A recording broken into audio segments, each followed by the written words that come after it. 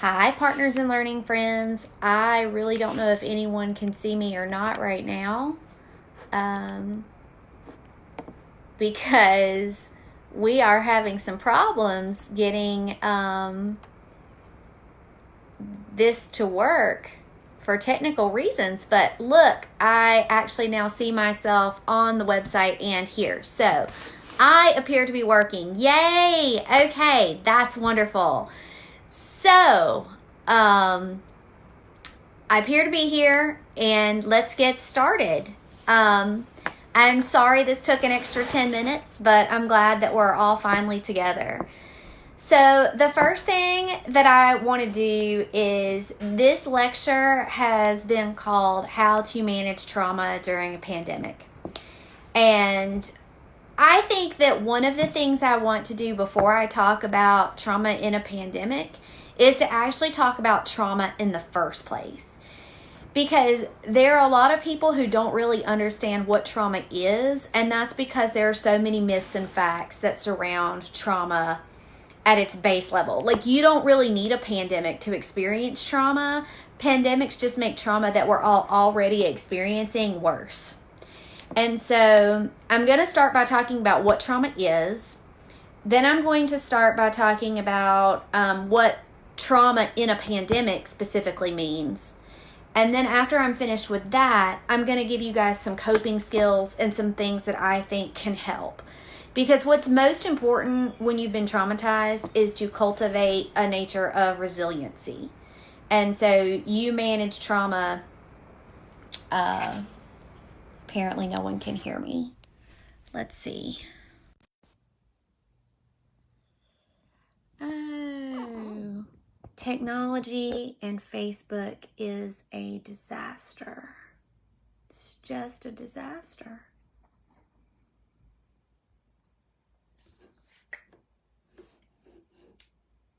Amy, can you hear me now? Awesome. Okay, good. So hopefully we're back and you guys can all hear me.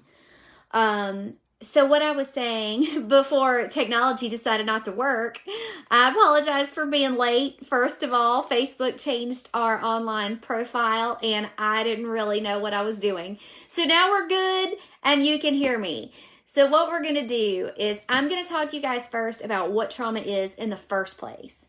And then after I finish talking about what trauma is in the first place, then I'm going to talk to you about how trauma applies to you in a pandemic. And then after we do that, I'm going to talk to you about resiliency.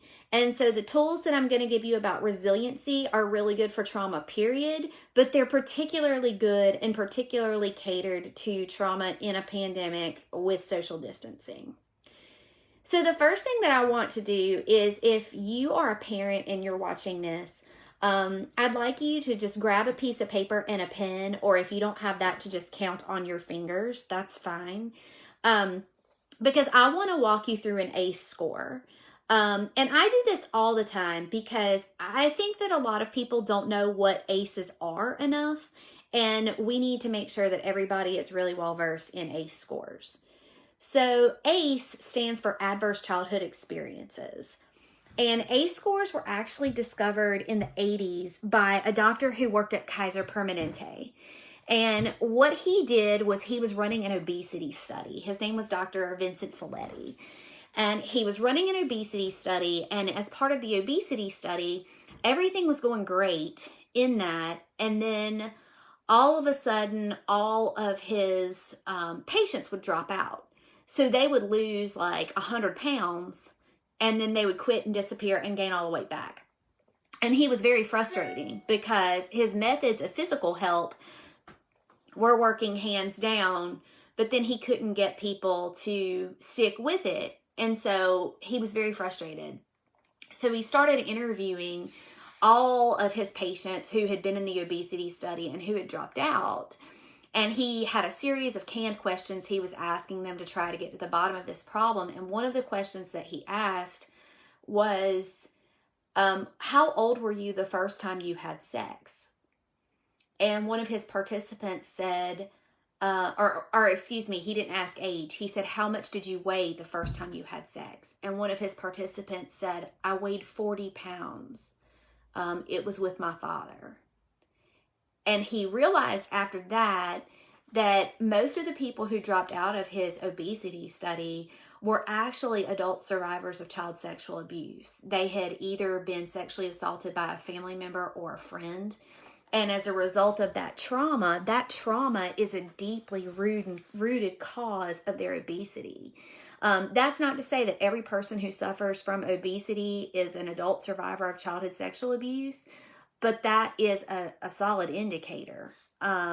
And so I like to talk to people about ACE scores. And so ACE scores are adverse childhood experiences, and they were all discovered from this obesity study. So the first thing I like to have people ponder is we're going to do the test together first. So if you would just tabulate yours as we go through. And there are 10 possible points that you can earn. So the first one is, did a parent or other adult in the house often swear at you, insult you, put you down, or humiliate you, or act in a way that made you afraid you would be physically hurt? If so, that is 1 point. Did a parent or other adult in the household often push, grab, slap, or throw something at you, or ever hit you so hard that you had marks or were injured? If so, that is a point. Did an adult or a person at least 5 years older than you ever touch or fondle you, or have you touch your body in a sexual way, or try to have oral, anal, or vaginal sex with you? That is a point. Did you often feel that no one in your family loved you or thought that you were important or special? Or did your family not look out for each other, feel close to one another, or support each other? If yes, that is a point. I will also add too that questions like that, the relevant answer is the way the person feels. So if the family totally loved a child and thought that they were special and amazing, that's not the same thing as the child feeling that. So it's not just a matter of how you as a parent view the child. The matter is, what did you as a little person feel about yourself and about your family, and did you feel esteemed? Because that's really the gauge that we need to go with. It's what you felt as the individual, not what reality necessarily was. Did you often feel that you didn't have enough to eat, had to wear dirty clothes, had no one to protect you? Or were your parents too drunk or high to take care of you or take you to the doctor if needed? If so, that is a point. Were your parents ever separated or divorced? That is a point. I'm going to talk about that some more in a little bit. Was your mother or stepmother often pushed, grabbed, slapped, or had something thrown at her? Or sometimes or often kicked, bitten, hit with a fist, or hit with something hard, or repeatedly hit over the head at least a few times, or threatened with a gun or knife? If so, that is a point. Domestic violence is something I'm going to talk about some more in a minute too. Did you live with anyone who was a problem drinker or an alcoholic or who used street drugs? That is a point. Was a household member depressed or mentally ill, or did a household member attempt suicide? If yes, that is a point. And did a household member ever go to prison? If yes, that is a point. So when you add all of those up, if you have less than 3 points, you're probably okay. Most human beings encounter some form of adversity in our lifespan. It's actually rare if you get through 18 years of being alive and you don't have somewhere between a 1 and a 3 on an ACE. But if you have 4 or more, and I've encountered children locally who have as many as 8 to 10 on their ACE scores. If you have a really high ACE score, then what that means is that you're at risk. You're in an at-risk group for a lot of long-term, not only mental health consequences like anxiety and depression, but also a lot of long-term physical health consequences, such as obesity, diabetes, heart disease, stroke, autoimmune. We don't even have full research right now on the connection of adverse childhood experiences with autoimmune disorders or things like fibromyalgia. So I apologize, my office phone just rang, but my assistant is going to grab that. So if you have a score that's 4 or higher, If you've been in therapy and you've processed some of these things with a professional, that's great. But if you've never done that, or if you've done that but you're still struggling, I strongly recommend that you get in with somebody who can help you. There are ways to get relief from a really unfortunate childhood, but it does take recognition on your part that it's happening, and it does require you to work on it. So those are things that we see that lead to childhood trauma. So now I want to talk a little bit about what this actually means in terms of a pandemic. So one of the horrible but true side effects of this is that the pandemic that we're living in is not going to have immediate, the long-term effects of this are not going to be evenly distributed. And so what I mean by that is that many of our families are already struggling with low wage work, with lack of affordable housing, with lack of affordable childcare. They're already living paycheck to paycheck or struggling to pay their rent. They're already food insecure. They already don't have enough medical care. They're already being subjected to systematic racism. And when you factor all that in with social isolation and the fear that all of us have about the pandemic, what it does is it creates a toxic overload for a population who's already struggling. And honestly, this is one of the problems, and this is a political issue, but I don't want to make it one. But this is one of the problems that our nation has now, is that we really need better infrastructure so that we can address needs for people who are suffering from those things that I just described. Because when that population suffers and then we have a pandemic, they really kind of hit rock bottom. And they need a lot of extra help and support because they are in complete toxic overload. So if that's you, if you're watching this and that's you or your family or someone that you love, what I want to tell you is that shame is a worthless emotion. Shame does not help you at all. And honestly, you don't have anything to be ashamed of. It's not your fault that we're in a pandemic. It's not your fault that you potentially lost your job or your livelihood because of the pandemic. And you need to do what you need to do that's going to be good for you and your kids. So if you need to call a crisis hotline or visit a food bank or do whatever you need to do to get relief, get it. Please get it. And don't feel bad about it. Because that's why people make donations. It's because we want to help. Because we understand what toxic overload looks like.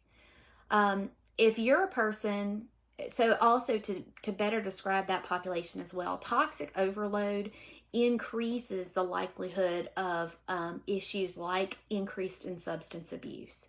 If you are already struggling with substance use, but now you can't go anywhere and don't have anything to do all day, you're exponentially more likely to fall off the wagon and start using or increase use that you've already got kind of questionable. Family violence increases because stress about money certainly increases the likelihood of family violence. And untreated mental health problems are just going to get worse now that you're home all the time. And so one of the things I like to tell folks is that things like that are stuff that we often ignore when we talk about the effects of lifespan long-term trauma. Is that if you grew up with a parent who was a substance abuser, or you were watching your parents beat each other up all the time, or you have an untreated mental health problem, that's going to get exponentially worse if you're in an environment like that. And what it does is it ticks up those ACE scores. And the higher your ACE score is, the higher your long-term likelihood of having problems is going to be. And so it's very important to be mindful of that and to shield our kids from that as much as we can. So on that note, I'm just going to give you some of the answers that parents ask me all the time about this, just so you know. I've had women come in and say, I don't want to get divorced because I don't want to give my children an ACE score. And what I respond to that is, well, why would you be considering a divorce? Because if you want to get divorced because your husband is beating you up, or because your husband is emotionally abusing you, or because your husband is a narcissist, getting a divorce is a very good thing. Because your child is going to increase an ACE score from that as well, and that's far worse. 60% of the population has divorce in childhood on their ACE scores. That's surmountable. But growing up with that level of domestic violence or watching your mom get beat up all the time, that's hurtful to a kid. I've encountered parents all the time in DSS court environments who will say things like, well, we weren't beating on the kids, we were just beating on each other. Well, yes, but the child was present. And North Carolina now has criminal charges that you can face for being engaged in domestic violence while your children are in the home. There's actually a new crime that just came out for that last January. So that's not good. You can be charged criminally, and you should be, because fighting in front of the kids with physical violence absolutely increases their ACE scores. This is also why if you have a pre-existing mental health problem, it's really important to get treatment for that. Next, I want to try to shift gears a little bit, because I've talked about a lot of sad stuff. And so now I want to talk about some things that are going to be hopefully a little bit better. So whether you are somebody with a high ACE score or a low ACE score, or you're just stressed out about this pandemic, what I would really like for you to ponder is, who are your support systems? What is the most supportive relationship that you have? And I'm not talking about, a laundry list. Like, literally, who are the one or two people who are the most supportive people in your life? I hope it's someone you're quarantined with, but if it's not, really think about who that is. Because having a good relationship with your support system is probably the most important thing you can do to get through this pandemic. And if you can't see your support system every day, you can FaceTime them, you can call them, you can come up with something. Because that is something that we all need, especially in the face of social isolation. So really calling upon who is my supportive relationships, that's a big deal. I also want to talk a little bit about the fact that what we're going through right now is not normal. It's really not. Losing a job is stressful when we're not in a pandemic, but it's especially stressful when you're in one and you're worried about viruses and getting sick and losing someone that you love, or grandma in the nursing home. Homeschooling at the drop of a hat, especially if you have a special needs child with a 504 or IEP, that's also stressful. I mean, that's stressful when you have children who don't have any kind of concern. But when you do, that makes it exponentially worse. Homeschooling is hard. And honestly, I don't even like to call it homeschooling. I would prefer to call it crisis schooling, because I think that crisis schooling is a better definition of what it actually is. Because it really is crisis schooling. It's hard. And so things that you can do to help, other than FaceTiming with your friends, is all breathing deeply. And when I tell people that, I get a lot of eye rolling. When I tell my counseling clients that, they're like, she wants me to breathe. How does breathing help? And I can tell you, I used to be that little negative Nelly too about breathing deep, because it's like, does breathing deep really help me? You want me to breathe? It's like I'm not taking your problem seriously. I can assure you that the reason therapists tell you to breathe and to breathe deeply is because there's a neurological reason for that. Because the neurology of your brain, when you breathe deeply, it actually helps you slow down a stress response. So 2 things that I advise would be, 1, putting your hands like this, like across your heart, and just taking 2 deep breaths. So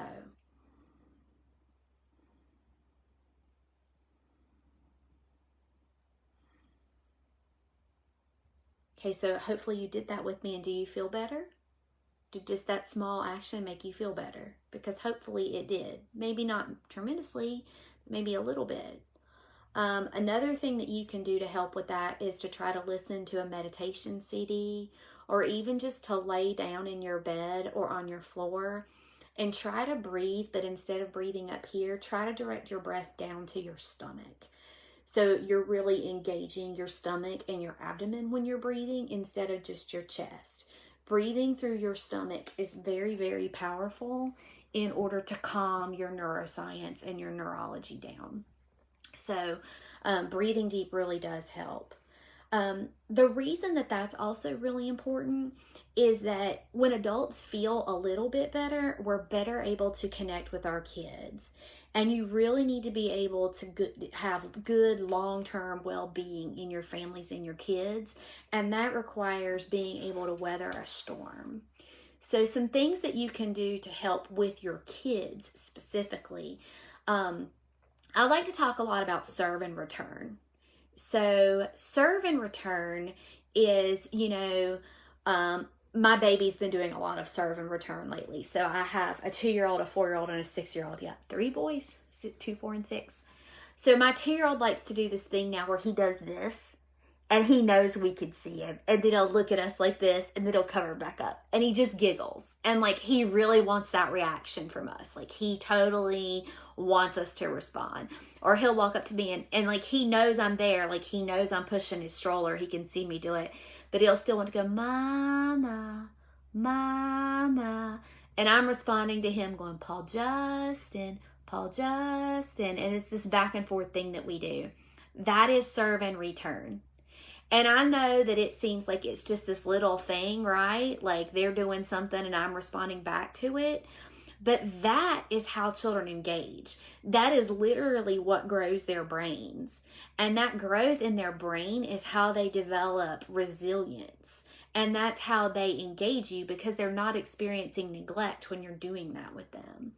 So serve and return is, an example like that is obvious in a 2-year-old. But it doesn't matter how old your child is or even how old you are.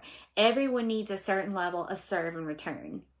So if any of you parents watching this are single and are on the dating market, I'm going to give you an applicable serve and return example for your own life. So let's say you pick up some guy on eHarmony or some girl on eHarmony and you're texting them, right? And let's say you text them once a day and they don't respond. That hurts, right? Like you're like, why aren't they responding to me? Am I not whatever? And it brings up feelings, and those feelings are feelings of rejection, and you don't feel good when you feel that way. The same thing happens with kids. If a kid is really trying to get your attention and you don't respond to it, it makes them feel bad. Now, I'm not saying you have to be there 24/7. Of course not. You need a break from your kids. You need a break too. But I think it's important to acknowledge when a child is clearly doing a serve, you need to have a return. Even if the return is just to say, sweet potato, mommy's really busy on a Facebook Live video right now. Can I spend some time with you in about 15 minutes? But remember when your child is doing a serve that you need to do a return, because if you don't, it really can hurt them. And then what happens is they'll stop doing serves over time. That's what a lot of emotionally neglected children do, is they stop showing serves, and you don't want that. So if they serve, try to return as best you can. It's also really important to maintain your social connections for you as grown-ups, but it's also important for the kids too. So, it is important to respond to text messages. I know a lot of people are like, oh, I'm that friend who never responds to my text messages. But a text message is a serve. So that doesn't mean you have to respond to it, but it's important to acknowledge it and just say, hey, I can't talk right now because of whatever, but I'll get with you at some other time. Returning phone calls. Be a serve and return type of a friend, because that's just as critical for you as it is for your kids. Send emails. Heck, write an old-fashioned letter. Other things that are good, your kids need this as well. So if your kids need to have a connection with a friend, as long as you trust that friend's parents and you think that would be good for your child, let the kid call them on Zoom. Let them have some communication with their friends. Another idea that I've heard that I really like are some of these posters that people have been making. Like, you can have your child use some art time to make a poster that you're going to display in one of the windows of your home for the neighbors. Something that says, like, I miss you world, or whatever your child wants to come up with. It doesn't have to necessarily say anything. It could just be a picture. But sometimes I think that's really good for kids, and they feel like they're having a positive impact on all of this craziness that's going on. One of my 4-year-old told me the other day, Mommy, I miss the museum. I really want to go to the Shield Museum and look at the dinosaurs. And I'm like, I know you do, buddy. And you can as soon as this virus is over.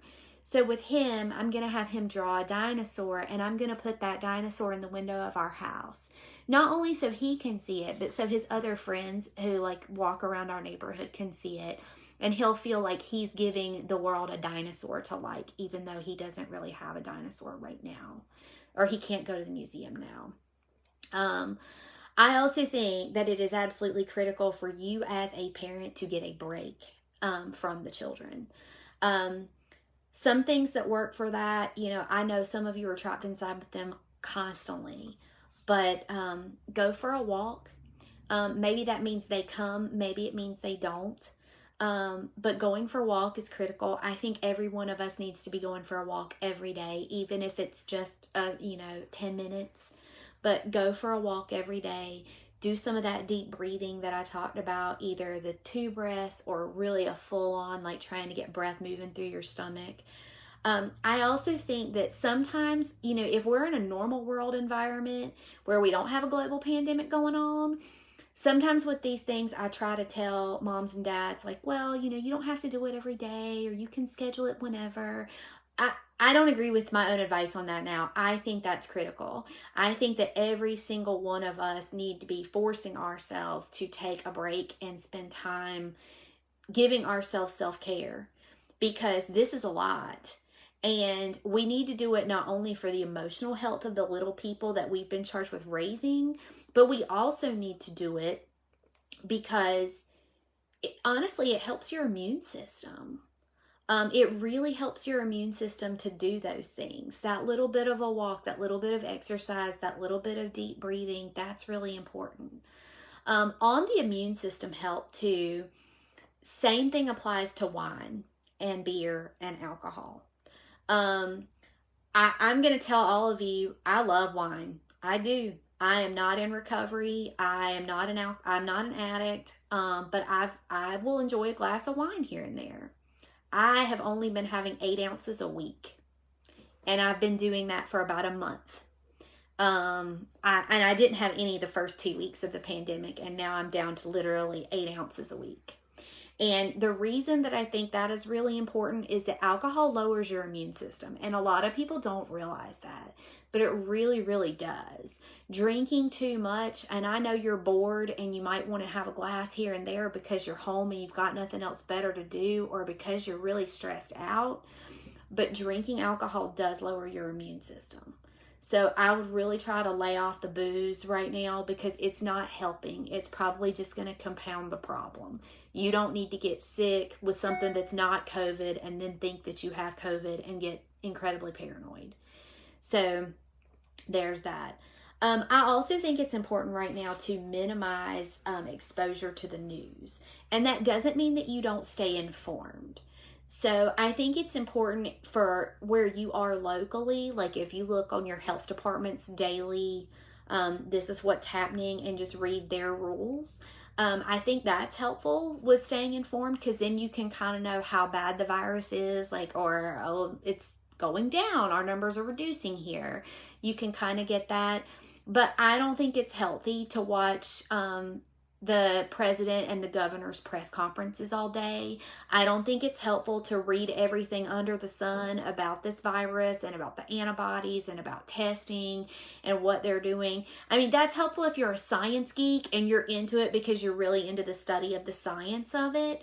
But if you're just trying to get through this pandemic and parent, it is not helpful for you to just sit and read and watch the news all the time. And I also don't think it's helpful for your children. One of my sons, my 6-year-old, asked me the other day who Dr. Fauci was. And I just told him that he's a brilliant doctor who's being charged with keeping us safe and helping us fight the virus. Because I don't think he needs a bunch of political information at 6. He just needs to know something positive, that there are people who are working to help this. And that's all I told him. It's very concrete. The 5th thing I'll tell you about, like, raising kids during this is routine, routine, routine. And you would think that, like, you know, well, of course we have a routine. We just stay home all day. We don't do anything. But you really still need to structure a day with your children. And that's pretty much with all children. Kids just do better when they have a routine. So I would really work on, my kids know when they do schoolwork, when they take a nap, when they eat. They really know. And when we do a family walk, and they ask to do those things now, and I really, really try not to deviate from the routine. And what I found is that some things my kids were very resistant to initially. Like, they were particularly resistant to the family walk at first. There was like, we don't want to. But now they look forward to it. In fact, that's what I'm doing as soon as this is over, because we do our family walks at 4 o'clock. And so I know they're going to like be at home ready for mommy to come home and do the family walk. And that's good. I mean, I want them to have that, and I want to be able to provide that for them. So routine is critical. And I think the last thing that I will say is, I guess a few closing comments. One is that I think it's really important to have radical acceptance of where we are right now. So radical acceptance is something that I learned when I was studying borderline personality disorder. And it's basically something that I talk to adult children who have a borderline parent about, which is that you have to accept this individual for who and what they are. You have to accept that they're going to act in conformity with their character. Same's true with narcissists. You just have to accept that that is who they are. And that stinks. And you got a raw deal. But you just have to radically accept it. And honestly, this virus is kind of the same thing as an abusive parent. There is nothing that we can do about it other than what they're telling us to do with the social distancing and the hand washing it. You can't fix this virus. You can't make it go away. You can't make a vaccine come out faster. You can't control how soon the governors or the government decides they're going to reopen. You have no control over that. So all you can do is to radically accept that this is our lives. And I get that that's hard. It was hard for me too at first. But I really focused on, I'm going to radically accept that this is where we are. And from there, I'm going to try to do what's going to be in the best interest of my kids. And if you can kind of focus on doing that, I think that you can quickly get a routine, keep the kids away from the news, engage in a lot of serve and return, call upon that support person that you have, especially if they don't live with you. Make sure that you're maintaining your personal relationships with texts and with friends. Make sure that you are giving yourself a break with a walk or some deep breathing. I think you can do those things. Another thing too, and Carla, I see your question. I'm going to read and answer that in just a second. Another thing that I think is really critical is to give all of your kids, this is especially important if you have more than one child, some special time. So what I do in my house is I literally call it special time. And all of my boys know that each of them gets special time with me every day. And it might only be for 10 minutes, depending on what day it is. But each of my children gets special time with me. And in special time, I am not paying attention to hopefully my husband's in the house and he's taking care of the little ones. But I'm not on my phone. I'm not playing a game. I'm spending time with that child. And I always ask my child, is there anything you want to talk to me about? Like, is there anything you want to ask me? And I also, if they have nothing, then I either use that time to try to read to them, which is excellent for their brain development no matter how old they are. Or I'll say, would you like to curl up and watch a TV show? And I'll watch something on PBS, but I'll do it with my child. Because what you really ultimately want is you want your kids to be comfortable talking to you, and you want them to build resilience no matter what their ACE score is. And you do that more by giving them individual time and special time. So Carla's question is, Carla, one kid age 10 is overly concerned and the teens are underwhelmed. All have ACE scores, all adopted. Any ideas? Yes. So with the 10-year-old who's really concerned, I think that is probably just deeply rooted in anxiety. And I completely understand that being deeply rooted in anxiety. So, what I would recommend that you would do with that child is I would sit that child down and try to give them as much concrete speech as you can. Tell the child things like, remind them that Maslow's hierarchy of needs, and they don't, of course, they don't know what that means, but remind them that what they basically need is going to be met. So tell the child, you are going to have food, you are going to have water, you are going to have a safe place to live, you are going to have me. And if the child responds with something like, well, I'm scared, I don't want you to get sick, what if you get sick? Then I would respond by saying, I am following all of the rules. I am washing my hands. I am socially distancing. I am very hopeful that absolutely nothing will happen to me because I'm following the rules. And if you follow the rules, you're minimizing your risk a lot. And I would just give that child reassurance that while there may be people in the world who are going to struggle as a result of this virus, you are not going to be one of them, because I am here and I'm going to make sure that you have food, water, clothing, shelter, and me. And nothing else matters. You're going to be fine. You have to remember that kids that have been through that level of trauma, or who have been through an ACE score and have been adopted, they go back to that trauma. So, because it's fight or flight, I mean, that stuff gets into your amygdala. So it's not something that they process through their frontal cortex. It's an immediate response to fear. And so they're having that immediate response to fear where they go back to memories of not having food, water, or a supportive, loving parent who would meet their needs. So I think with that child, you just need to reassure them. And if the child goes back to, but I heard this, but I think this, but my sibling said this, go back to, that may be true, but that doesn't apply to you. Your needs are going to be met. You're going to have blah, blah, blah, because I'm here. ACE score of 9, yeah, that's a lot. That is a lot of fear. The other thing, I would absolutely not let that child watch the news. I would tell that child the news is not helpful. Don't have it on around him at all. Watch that when he's not around. With the teenagers who are underwhelmed, when you say underwhelmed, Carla, are you meaning that like the teenagers are just not really having a serious response to this and that they're just kind of like whatever?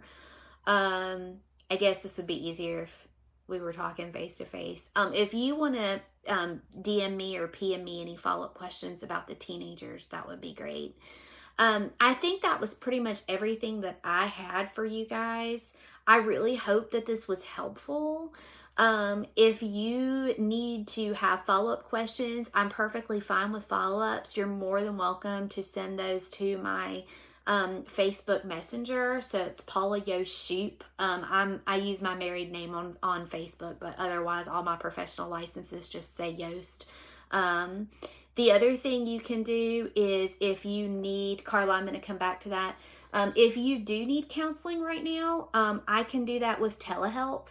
And I can do that on a sliding scale based on, your particular situation. So Carla, with teenagers and not wanting to socially distance, I would just be the firm hand of mama and tell them that it's not a choice, because it's not. I would tell them that, unfortunately, what that means is that you also need to set a good example by also socially distancing. So I'll tell you guys a quick story about this. I have a really good friend who has been socially distancing. Her and her family have totally been socially distancing like for a month. They've been home on lockdown, doing what they're supposed to do. They've never left the house. Like Publix is delivering their food. Like they're on it. They're following the directions. Well, she was going to lend me a book. And so I told her last weekend, well, I'll drive to your house on Saturday around 1 and I'll pick the book up from your mailbox. And she was like, oh my gosh. She was like, why don't you just stop and we'll have a glass of wine in the backyard?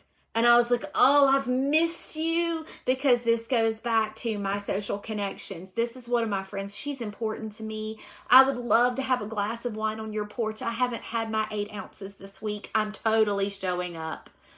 She texts me like the next morning and she's like, I have bad news. You can't come over now.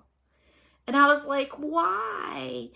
And she was like, because Sean heard me talking about how you were coming over here. And his response was, well, why can't my friends come over here? And she was like, and I can't argue with that. She's like, I know you're doing what you're supposed to do, and it would have been so nice for us to even sit 6 feet away from each other and drink a glass of wine on the patio, but we just can't, because it's not setting a good example for my son, and because he's going to have a meltdown about it. And she's right. So we didn't go, and I picked up my book from the mailbox. But we'll do that after this is over. So I think with your teenagers, you just need to tell them that, you know, if they want to FaceTime friends, if they want to text friends, that's fine. But they can't be hanging out with their friends. They can't exactly model the behavior. You've got to model the behavior you want them to see. And sometimes that's so hard. That's one of the hardest things about being parenting. No one said that this was easy. But yeah, you really do have to model the behavior, because you can't fail to do that and then expect that they're going to act differently. And what they'll actually do if you tell them something, and then, like, if I had gone over there and had that glass of wine and her son had observed that, what really would have happened is he would have disrespected her, because he would have been like, well, you're talking out of both sides of your mouth. You're a hypocrite. You're telling me one thing and then you're hanging out with Paula. Like, that's not cool. And you know what? Who can blame him? You know, I mean, we kind of are humans, and they're smart humans. So we kind of have to respond accordingly. So anyway, I think that was all I had. And, you know, I guess good luck with everything. I hope you all survived the pandemic really well. Bye.